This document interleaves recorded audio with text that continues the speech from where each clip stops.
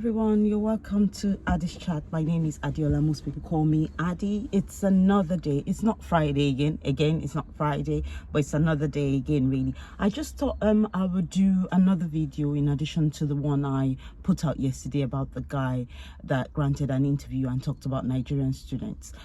Today I want to talk about the other side, really, what they don't tend to tell you about immigration, what the media doesn't tend to tell you about immigration.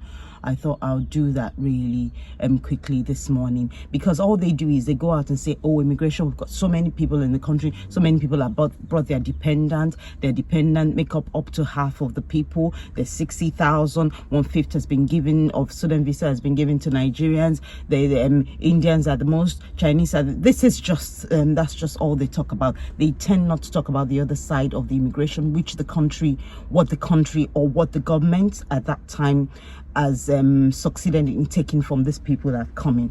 So just to break it down quickly, a lot of people who live in the UK do not really know these things. They don't necessarily know about what's happening and what the government takes from people that come in.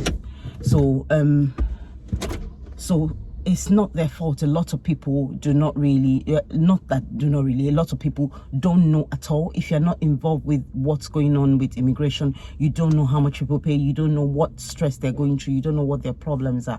And to be honest, it's the same if you've been here for a while as well. You don't know what's going on, you have no clue really what's going on. So I'll break it down a little bit. I have no clue, I'll be honest. I don't really know a lot of what's happening with the with what they're doing with this student visa, the sponsorship, or all these visas these days. But what I know for sure is that for every student that's standing in this country, there's possibly about 20,000 spent on one individual person. 20,000 from them, 20,000 pounds from them coming into this economy for one single person. And I'll break it down. The school fees, really, most of the unis are anything from 10,000 and above. 10,000 pounds, yes, and above, really. A lot of people that were born in this country or grew up in this country and have been here for a while do not know these things. It's 10,000 and above for people coming in from abroad. To get a visa form, really, when you fill out a visa form, most main applicants, that's the first person there, their fees is usually maybe about £1,000 or a little bit more. Please check that. I'm not sure, but I think it's something around that. They pay a fee for every single dependent.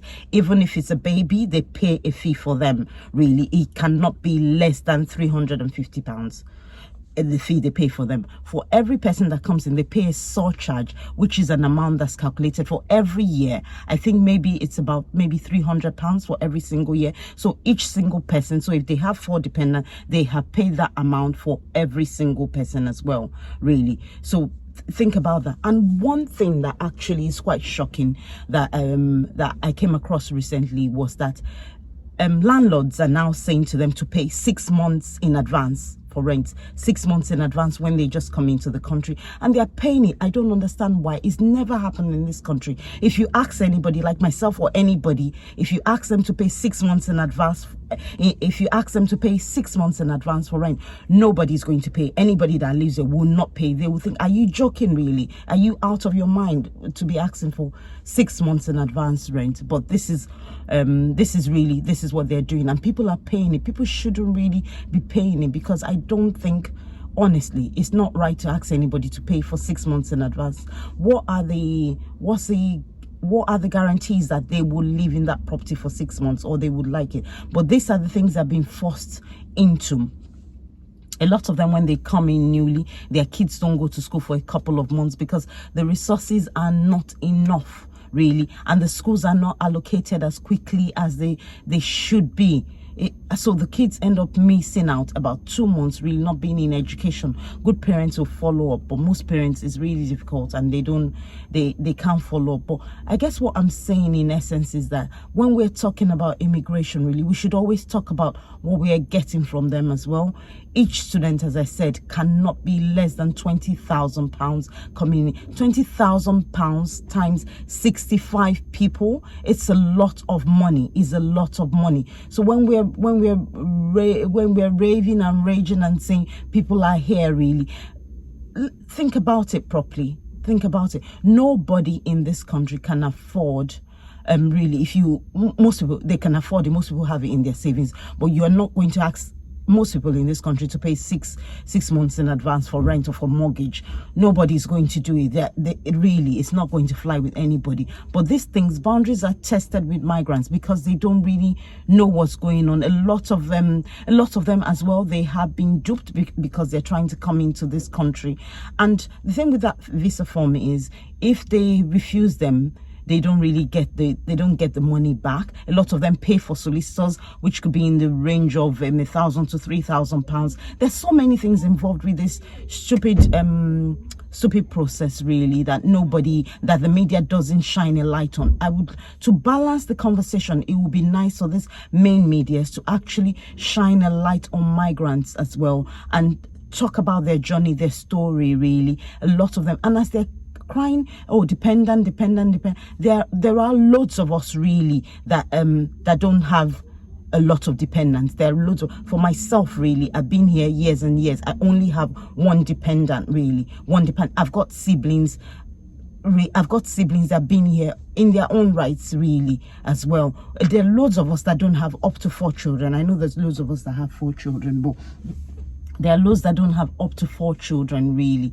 They should also look at what we've contributed. A lot of us have contributed immensely to this society. A lot of us are giving our best. A lot of migrants are giving their best, really. My mom came here as a nurse, really. She's contributed well to this society. I've got 3 other siblings and myself, 4 of us. We are all in our individual rights contributing to the society. None of us, my mom's never claimed benefit in our life, never ever. None of us have ever claimed benefit in our life.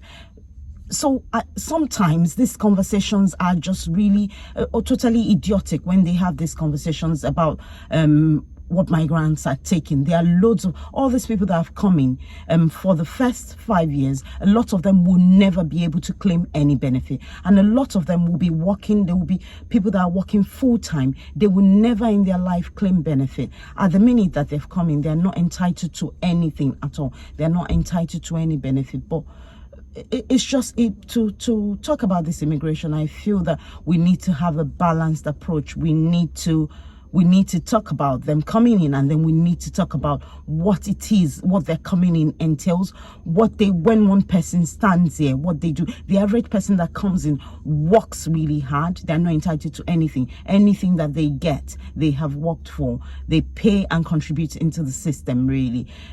Yes, so there's so many benefits of people migrating, really.